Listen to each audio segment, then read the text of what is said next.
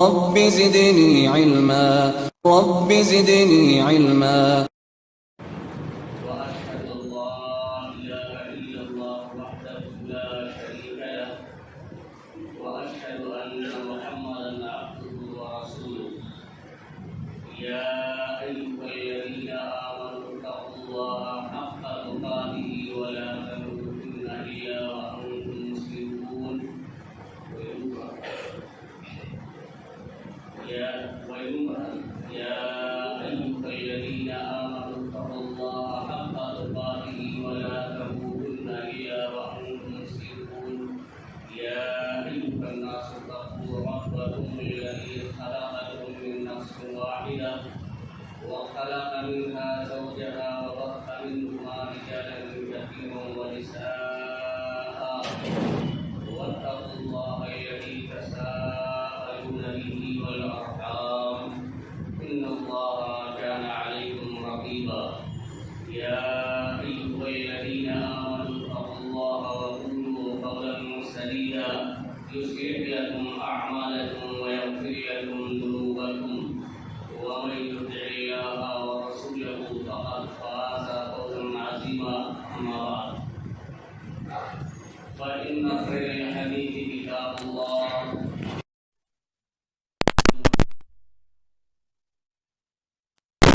وشر الأمور محدثاتها وكل محدثة بدعة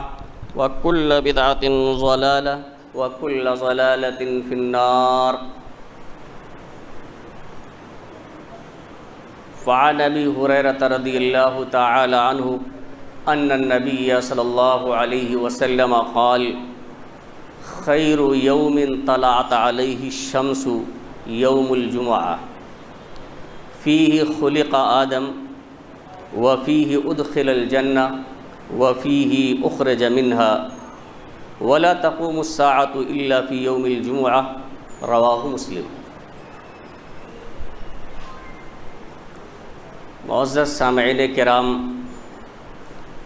حاضرین جمعہ، قوم کے نوجوان ساتھیوں، عزیز بچوں اور پردہ نشین میری ماں اور بہنوں، حمد و صلات کے بعد مسلم شریف کی 854 نمبر حدیث آپ حضرات کے سامنے تلاوت پڑھی گئی ہے، جس کے راوی حضرت ابو ہریرہ رضی اللہ تعالیٰ عنہ ہیں۔ اسی حدیث شریف کو سامنے رکھتے ہوئے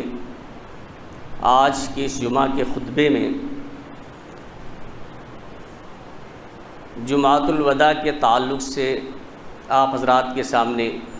میں کچھ باتیں عرض کرنا چاہتا ہوں۔ اللہ رب العالمین سے دعا ہے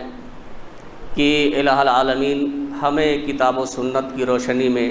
صحیح بات کہنے اور کما حق ہو اس پر عمل کرنے کی توفیق عطا فرمائے،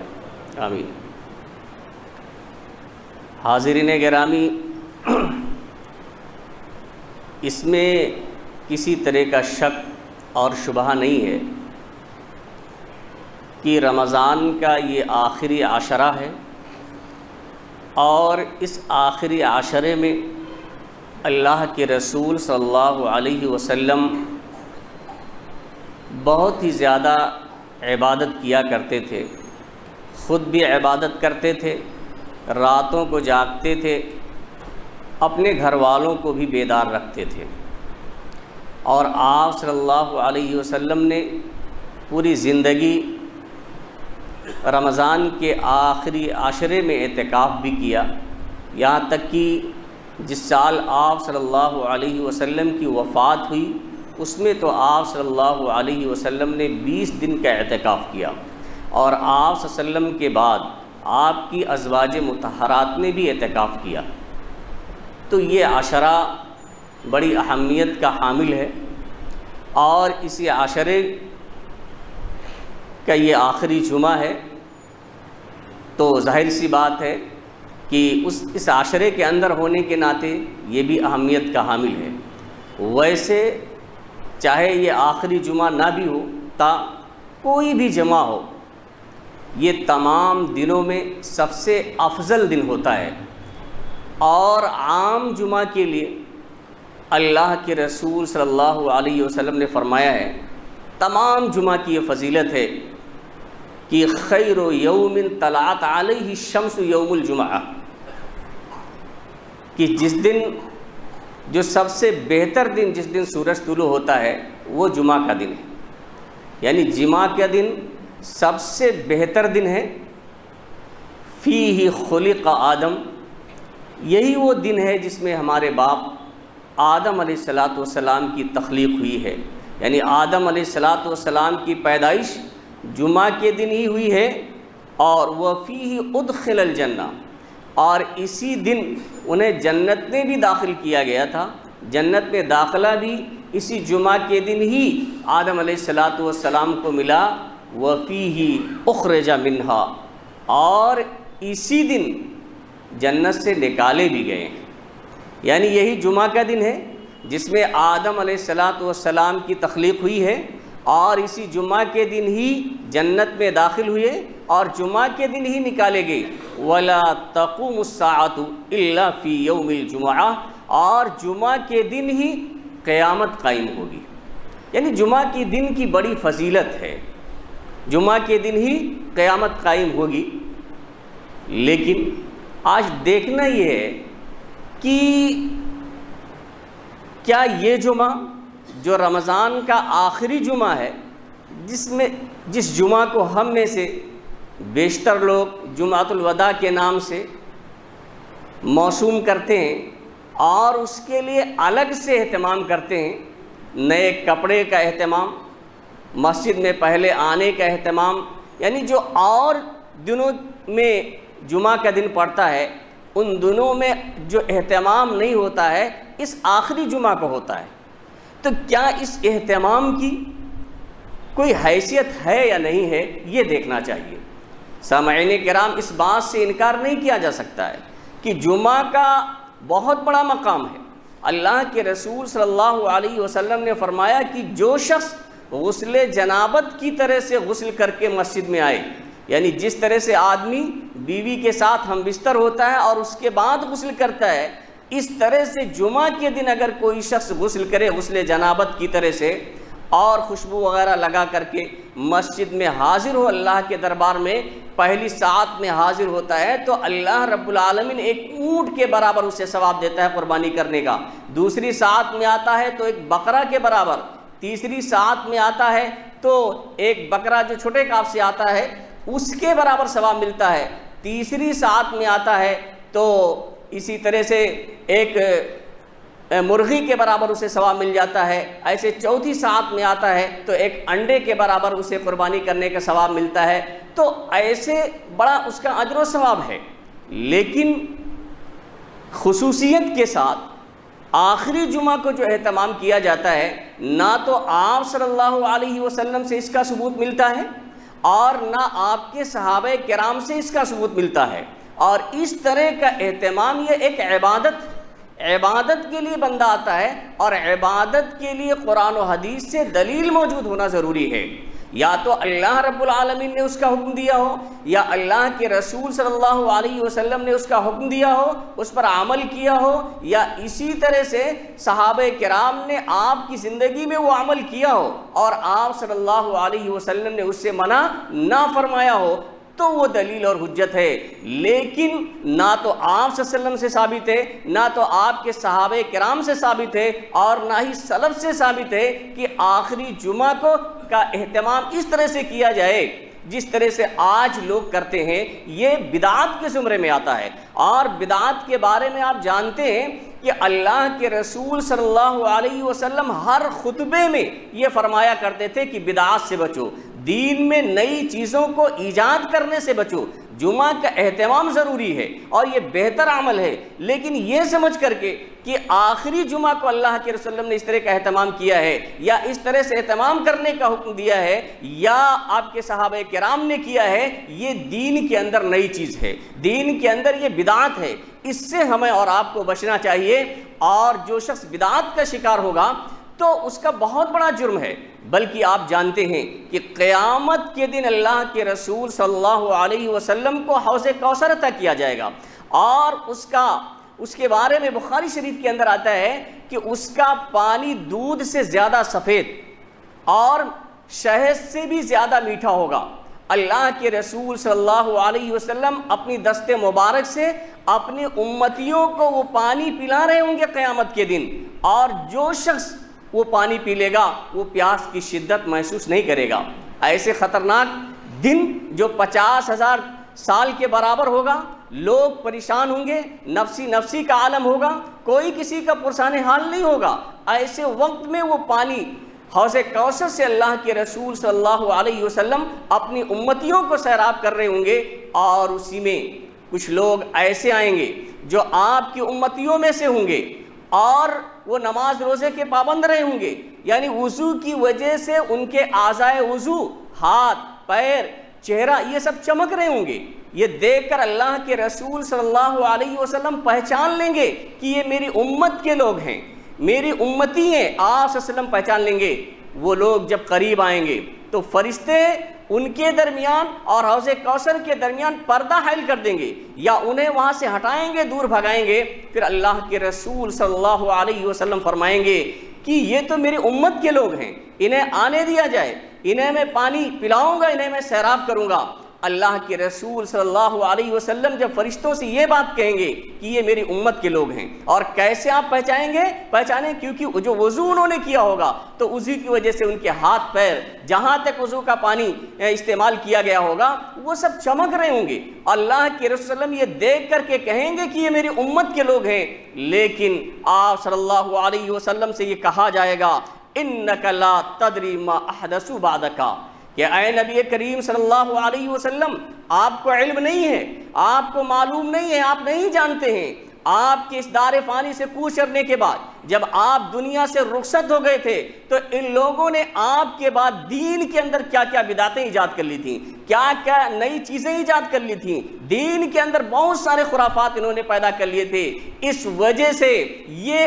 حوض کوثر سے سیراب ہونے کے مستحق نہیں ہیں۔ تو اللہ کے رسول صلی اللہ علیہ وسلم جو اپنی امتیوں کے لیے اتنا مہربان ہوں گے، آپ اپنی امتیوں کے لیے اتنے شفیق و مہربان ہیں، ایسے وقت میں اللہ کے رسول صلی اللہ علیہ وسلم کی زبان مبارک سے یہ الفاظ نکلیں گے سحقاً سحقاً لمن غیر بعدی، کہ دوری ہو ایسے لوگوں کے لیے جنہوں نے میرے بعد دنیا سے میرے رخصت ہونے کے بعد، میرے چلے جانے کے بعد، جن لوگوں نے میرے دین کو بدل ڈالا، جن لوگوں نے میرے دین کے اندر تحریف کی، جن لوگوں نے میرے دین کے اندر نئی نئی چیزیں ایجاد کر لی ہیں، ایسے لوگوں کے لیے دوری ہو۔ وہ لوگ حوض کوثر سے سیراب نہیں ہو پائیں گے، محروم ہو جائیں گے۔ تو سامعین کرام، عرض کرنے کا مقصد یہ ہے کہ یہ دن فضیلت والا ہے، اس میں کوئی شک نہیں، لیکن جمعۃ الوداع کے نام سے آپ سمجھ کر کے کہ یہ آخری جمعہ ہے اور اس کا خصوصیت کے ساتھ اہتمام کیا جائے، اور دوسرے جمعہ کے مقابلے میں یہ اللہ کے رسول صلی اللہ علیہ وسلم سے، آپ کے صحابہ کرام سے ثابت نہیں ہے، اس لیے اس طرح کا اہتمام نہیں کیا جانا چاہیے، وہ ایک بدعت ہے۔ اور اگر کوئی شخص اس طرح کی بدعت میں ملوث رہا تو حوض کوثر جیسے عظیم نعمت سے کہ اس پانی سے سیراب اسے ہونا ہے، اس سے وہ محروم رہ جائے گا۔ اس کے علاوہ کچھ مسائل آپ کے سامنے میں ذکر کروں جو اس آخری عشرے میں عید الفطر سے پہلے ضروری ہے۔ ایک مسئلہ صدقۃ الفطر کا ہے۔ دیکھیں، صدقۃ الفطر کے بارے میں ابن عمر رضی اللہ تعالیٰ عنہ کہتے ہیں کہ فرض رسول اللہ صلی اللہ علیہ وسلم زکاۃ الفطر من رمضان صاعا من تمر او صاعا من شعیر، کہ اللہ کے رسول صلی اللہ علیہ وسلم نے رمضان میں زکاۃ الفطر فرض کیا ہے 1 صاع کھجور یا 1 صاع جو۔ اسی طرح سے بعض روایات کے اندر آتا ہے کہ کھجور، پنیر، غلہ، جو، یہ تمام چیزوں کا ذکر بعض روایت میں آتا ہے۔ یہ 1 صاع اللہ کے رسول صلی اللہ علیہ وسلم نے فرض کیا ہے، غلے کا ذکر فرمایا۔ اور کن لوگوں پہ 1 صاع یہ 2.5 کلو کا ہوتا ہے، تقریباً 2.5 کلو کا ہوتا ہے، یعنی ایک فرد کے لیے۔ اور آپ صلی اللہ علیہ وسلم نے اس بات کی وضاحت کر دی ہے علی الحر والعبد، چاہے وہ بندہ آزاد ہو چاہے وہ غلام ہو، آزاد پہ بھی فرض ہے، غلام پہ بھی فرض ہے، والذکر والانثی، مرد پر عورت پر، والصغیر والکبیر، چھوٹے پر بڑے پر، من المسلمین، مسلمانوں میں سے، یعنی کوئی اس میں بچا نہیں ہے، چاہے چھوٹا بچہ ہو تو اس پہ بھی فرض کیا گیا ہے، اور اس کی ذمہ داری جو اس کی کفالت کرنے والا ہے، جیسے بچوں کی، بیوی کی، یہ ذمہ داری اس کے بیوی کی ذمہ داری اس کے شوہر پر ہے، بچوں کی ذمہ داری اس کے باپ پر ہے جو اس کا کفیل ہے، اسی طرح سے غلام ہے تو اس کی ذمہ داری اس کے آقا پر ہے، تمام لوگوں پر یہ اللہ کے رسول صلی اللہ علیہ وسلم نے فرض قرار دیا ہے، اس کو نکالنا واجب اور ضروری ہے، اگر کوئی شخص نہیں نکالتا ہے تو اللہ رب العالمین کے ہاں اس کا مواخذہ ہوگا۔ اور اسی طرح سے آپ صلی اللہ علیہ وسلم نے آگے یہ بھی فرمایا کہ وَأَمَرَ بِهَا أَن تُؤَدَّى قَبْلَ خُرُوجِ النَّاسِ إِلَى الصَّلَاةِ، یہ بخاری مسلم کی روایت ہے کہ اللہ کے رسول صلی اللہ علیہ وسلم نے یہ حکم دیا ہے کہ عیدگاہ میں نماز کے لیے جانے سے پہلے اس کی ادائیگی کر دی جائے، یعنی نماز سے پہلے اس کی ادائیگی ہو جانی چاہیے، یعنی چاند نکلنے کے بعد سے لے کر کے اور نماز کی ادائیگی سے پہلے اس کی ادائیگی ہو جانی چاہیے، ویسے 2 اور 3 دن پہلے بھی دیا جا سکتا ہے، اس سے حدیث کا ثبوت ملتا ہے۔ اور اس کو کیوں فرض کیا، یہ اور آپ کو، ہمیں اور آپ کو سمجھنا اس کا مقصد کیا ہے۔ تو ابن عباس رضی اللہ تعالیٰ عنہ کہتے ہیں کہ اللہ کے رسول صلی اللہ علیہ وسلم نے زکوٰۃ الفطر فرض کیا ہے طہرۃ للصائم من اللغو والرفث، یعنی روزے دار سے جو لایانی چیزیں ہو جاتی ہیں، بعض کوتاہیاں اور غلطیاں ہو جاتی ہیں، ان غلطیوں کے مداوع کے لیے، اس کے تدارک کے لیے، یعنی ان غلطیوں کو اللہ رب العالمین اس صدقے کے ذریعہ، اس زکوٰۃ کے ذریعہ، اس فطرے کے ذریعہ معاف فرما دے گا، اس مقصد کے لیے اللہ کے رسول صلی اللہ علیہ وسلم نے فرض کیا ہے۔ اور وَطُعْمَةً لِّلْمَسَاكِينِ، اور ایک دوسرا مقصد یہ ہے تاکہ مسکینوں کے لیے، غریبوں کے لیے کھانے کا انتظام ہو جائے۔ یہ تو مقاصد ذکر کیے گئے ہیں حدیث کے اندر، ان 2 مقاصد کے تحت اللہ کے رسول صلی اللہ علیہ وسلم نے زکوٰۃ الفطر کو تمام لوگوں پر، ہر چھوٹے بڑے پر فرض قرار دیا ہے۔ اور اس کے بعد اللہ کے رسول نے فرمایا کہ فمن اداها قبل الصلاۃ فہی زکوٰۃ مقبولہ، جس نے نماز سے پہلے ادا کر دیا، یعنی عید الفطر کی نماز ادا کرنے سے پہلے جس شخص نے یہ زکوٰۃ ادا کر دی فہی زکوٰۃ مقبولہ، تو یہ زکوٰۃ مقبول ہو جائے گی، اللہ رب العالمین کے یہاں قبولیت سے سرفراز ہو جائے گی۔ لیکن ومن اداها بعد الصلاۃ فہی صدقۃ من الصدقات، آپ صلی اللہ علیہ وسلم فرماتے، ابو داؤد کی روایت ہے کہ جو شخص نماز پڑھنے کے بعد ادا کرتا ہے، یعنی لاپرواہی میں رہ جاتا ہے، وہ غریبوں اور مسکینوں تک نہیں پہنچا پاتا ہے، وہ نہیں نکال پاتا ہے، تو وہ عام صدقہ ہوگا۔ اور دنوں میں جو صدقہ کیا جاتا ہے وہ عام صدقہ ہوگا۔ زکوٰۃ الفطر جو فرض اس کے اوپر کی گئی تھی، اس فرضیت کی ادائیگی نہیں ہو پائے گی، اور ظاہر سی بات ہے فرضیت کی ادائیگی نہیں ہو پائے گی تو اللہ رب العالمین کے ہاں اس کا مواخذہ ہوگا، اس پر گرفت ہوگی، اور اللہ رب العالمین کی پکڑ سے کوئی شخص بچ نہیں سکتا ہے۔ اس لیے زکوٰۃ الفطر نماز سے پہلے ہی کوشش کر کے ادا کر دینی چاہیے، 2-3 دن پہلے تک بھی آپ اسے ادا کر سکتے ہیں، دے سکتے ہیں۔ ایک دوسرا مسئلہ کہ چاند نکلنے کے بعد تکبیرات کا اہتمام کرنا چاہیے۔ دیکھیے، تکبیرات کا اہتمام کرنے کا حکم اللہ کے رسول نے دیا ہے۔ صحابہ کرام تکبیرات کہا کرتے تھے زیادہ سے زیادہ، یہاں تک کہ عید الاضحیٰ وغیرہ کے موقع پہ زیادہ دن ہوتے تھے تو صحابہ کرام بازاروں میں جاتے تھے تو وہاں بھی تکبیرات کہتے تھے،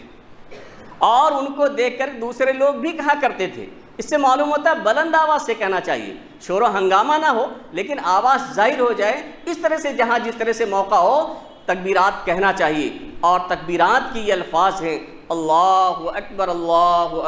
لا الہ الا اللہ واللہ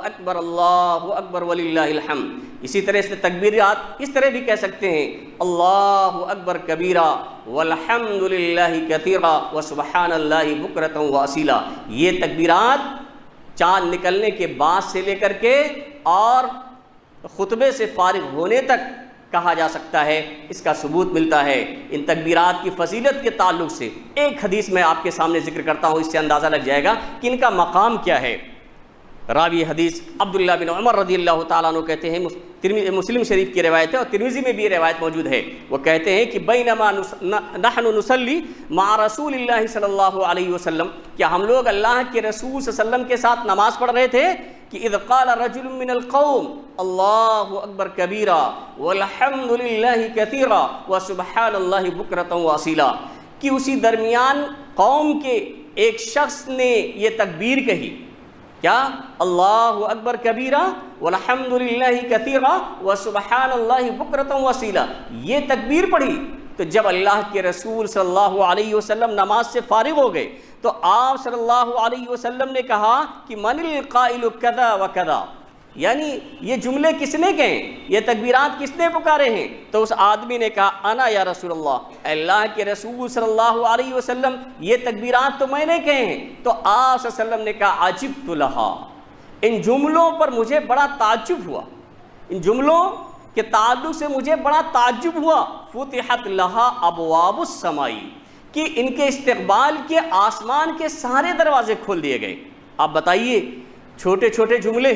بہت ہی دیکھنے میں، بہت ہی پڑھنے میں تو بہت ہی معمولی ہیں، لیکن ان کا مقام بہت ہی غیر معمولی ہے. ان کا مقام و مرتبہ بڑا اونچا ہے کہ اللہ کے رسول صلی اللہ علیہ وسلم فرماتے ہیں کہ آسمان کے سارے دروازے ان کے لیے کھول دیے گئے. تو عبداللہ بن عمر رضی اللہ تعالیٰ عنہ کہتے ہیں کہ فما ترکتہن منذ سمعت رسول اللہ صلی اللہ علیہ وسلم، عبداللہ بن عمر کہتے ہیں کہ جب سے میں نے اللہ کے رسول صلی اللہ علیہ وسلم کو یہ فرماتے ہوئے سنا ہے کہ ان کلمات کے لیے، ان تکبیرات کے لیے، ان تسبیحات کے لیے آسمان کے سارے دروازے کھول دیے گئے ہیں، تب سے میں نے ان کو کبھی ترک ہی نہیں کیا، کبھی بھی کسی حال میں نے انہیں ترک نہیں کیا. عبداللہ بن عمر رضی اللہ تعالیٰ عنہ ہیں. تو سامعین کرام، یہ تکبیرات کی بڑی فضیلت ہے. ہمیں اور آپ کو زیادہ سے زیادہ چاند نکلنے کے بعد سے تکبیرات کہنا چاہیے، اس کا بڑا مقام ہے اور بہت زیادہ اجر و ثواب ہے. اسی طرح سے ایک مسئلہ ہے خواتین کو عیدگاہ لے جانا. دیکھیے، ہم اور آپ کبھی کبھی ایسا ہوتا ہے جو چیزیں ثابت ہیں اس سے بڑی سختی سے اجتناب کرنے لگتے ہیں، بچنے لگتے ہیں، اور جن کا ثبوت نہیں ہے اس کو کرنے پہ بضد ہو جاتے ہیں. تو عورتوں کو عیدگاہ لے جانے کے تعلق سے واضح حدیث ہے، اور حدیث کے الفاظ آپ سن لیں تاکہ اس پہ شک و شبہ نہ رہے. عن ام عطیہ رضی اللہ تعالی عنہا قالت امرنا رسول اللہ صلی اللہ علیہ وسلم ان نخرجہن العواتق والحیس وذوات الخدود فَأَمَّا الْحُيَّسْ فَيَعْتَزِلَّ الصَّلَاةَ وَيَشْهَدَّ الْخَيْرَ وَدَعْوَةَ الْمُسْلِمِينَ. ام عطیہ رضی اللہ تعالیٰ عنہ کہتی ہیں کہ اللہ کے رسول صلی اللہ علیہ وسلم نے ہمیں یہ حکم دیا کہ ہم انہیں عیدگاہ لے جائیں. کون؟ العواتق، قریب البلوغ لڑکیوں کو، یعنی جوان لڑکیوں کو جو بالغ ہونے کی عمر کو پہنچ گئی ہیں، ان کو عیدگاہ لے جائیں. والحیس، اور ان عورتوں کو بھی عیدگاہ لے جائیں جو نماز پڑھنے کی صلاحیت نہیں رکھتی ہیں، ناپاکی کی وجہ سے، چاہے حیض کی وجہ سے، چاہے ولادت کی وجہ سے نفاس کا خون آ رہا ہے، ایسی عورتوں کو بھی ہم عیدگاہ لے جائیں. یہ اللہ کے رسول صلی اللہ علیہ وسلم نے حکم دیا. وذوات الخدور، اور پردہ نشین عورتوں کو بھی لے جائیں،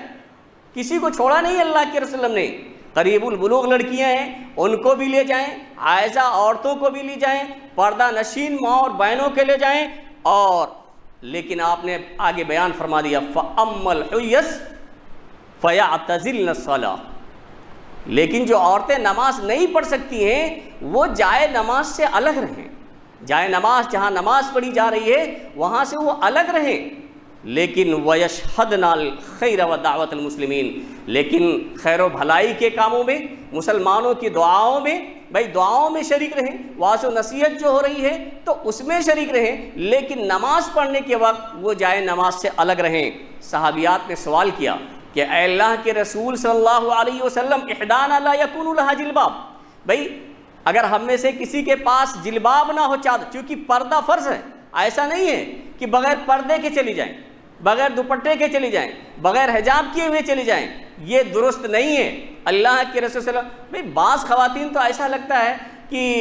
پردہ تو الگ چیز ہے، دوپٹہ اوڑھنا بھی نہیں آتا ہے، کیونکہ وہ سکھایا ہی نہیں گیا، اور اگر اتفاق سے کسی موقع پر اوڑھ بھی لیتی ہیں تو ایسا محسوس ہوتا ہے کہ کسی نے زبردستی ان کو اڑھا دیا ہے، سلیقہ بھی۔ تو یہ چونکہ ہماری کمی ہے، ہم نے وہ تربیت ہی نہیں دی ہے اور ہم نے پردے کا وہ نظم بنایا ہی نہیں، اہتمام ہی نہیں کیا ہے، تو اللہ کے رسول صلی اللہ علیہ وسلم نے فرمایا، جب صحابیہ نے کیا کہا، احدانا لا یکون لها جلباب، اللہ کے رسول صلی اللہ علیہ وسلم اگر ہم میں سے کسی کے پاس جلباب نہ ہو، بڑی چادر نہ ہو، یعنی نقاب نہ ہو جس سے ہم پردہ کر سکیں، تو ہم کیسے عیدگاہ جائیں؟ تو آپ صلی اللہ علیہ وسلم نے یہ نہیں کہا کہ بغیر پردے کے چلی جاؤ، کوئی بات نہیں ہے، ایک دن کی بات ہے۔ آپ صلی اللہ علیہ وسلم نے ایسا نہیں فرمایا، آپ نے فرمایا لِتُلْبِسْهَا أُخْتُهَا مِنْ جِلْبَابِهَا، کہ اس کی دوسری بہن اسے اپنا جلباب دے دے۔ بھائی ظاہر سی بات ہے، بہتوں کے پاس ایک سے زائد ہوں گے،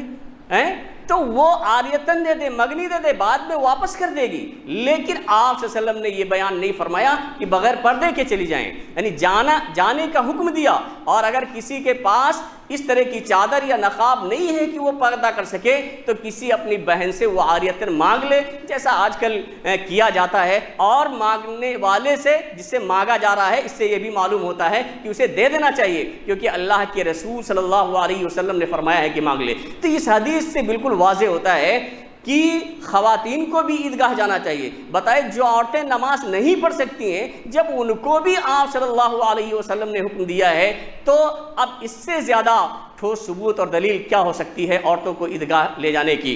اسی طرح سے عیدگاہ جاتے وقت کچھ کھا کے جانا چاہیے۔ ایک مسئلہ یہ بتا کے میں اپنی بات ختم کرتا ہوں کہ اللہ کے رسول صلی اللہ علیہ وسلم کا یہ معمول تھا۔ اللہ کے رسول صلی اللہ علیہ، انس بن مالک رضی اللہ تعالیٰ عنہ کہتے ہیں کہ کان رسول اللہ صلی اللہ علیہ وسلم لا یغدو یوم الفطر حتی یأکل تمرات یأکلہن وترات۔ کیا فرمایا کہ اللہ کے رسول صلی اللہ علیہ وسلم عیدگاہ، جب صبح عیدگاہ جاتے تھے عید الفطر کے موقع پر، تو چند کھجوریں کھا کے جاتے تھے، یا اکلو تمرات، کچھ کھجوریں کھا کے جاتے تھے، اور وہ کھجوریں یا اکلو ہن وترات، وہ طاق عدد میں کھایا کرتے تھے، یعنی 3 آپ کھا لیتے، 5 کھا لیتے، 7 کھا لیتے، کچھ کھجوریں آپ صلی اللہ علیہ وسلم کھاتے تھے اور طاق عدد میں کھایا کرتے تھے۔ اور ایک دوسری مرسل روایت کے اندر، جس کو امام احمد نے موصولاً ذکر کیا ہے، کہ آپ صلی اللہ علیہ وسلم وہ طریقہ بھی کیسے کھاتے تھے، وہ طاق کھجوریں کیسے کھاتے تھے، اس کا بھی طریقہ حدیث میں بتا دیا گیا ہے۔ وہ کیا ہے، وَيَأْكُلُهُنَّ اِفْرَادًا، آپ صلی اللہ علیہ وسلم وہ طاق کھجوریں، چاہے 3 چاہے 5 چاہے 7، جو آپ کھاتے تھے ایک ایک کر کے کھاتے تھے،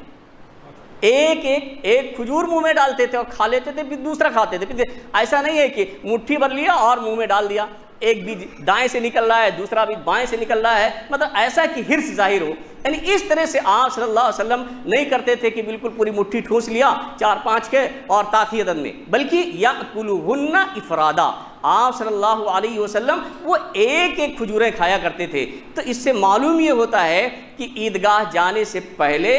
عید الفطر میں چند طاق کھجوریں کھا کر جانا چاہیے، اور وہ کھجوریں ایک ایک کر کے کھانا چاہیے۔ اللہ رب العالمین سے دعا ہے کہ اللہ رب العالمین ہمیں سارے اعمال کتاب و سنت کے مطابق کرنے کی توفیق عطا فرمائے۔ الہ العالمین جو ہم عبادات کر چکے ہیں ان عبادتوں کو قبول فرمائے، ہم میں ان عبادتوں میں جو کمیاں رہ گئی ہیں اللہ رب العالمین ان کی اصلاح فرمائے اور اسے نظر انداز فرمائے۔ ہم میں جو پریشان حال ہیں ان کی پریشانیوں کو دور فرما دے، جو لوگ بیمار ہیں انہیں شفاء کامل و عاجل عطا فرما، جو لوگ مقروض ہیں انہیں قرض کی ادائیگی کی توفیق عطا فرما۔ بارک اللہ لنا ولکم فی القرآن العظیم ونفعنا وإیاکم بالآیات والذکر الحکیم، انہ تعالی جواد کریم ملک الرؤوف الرحیم۔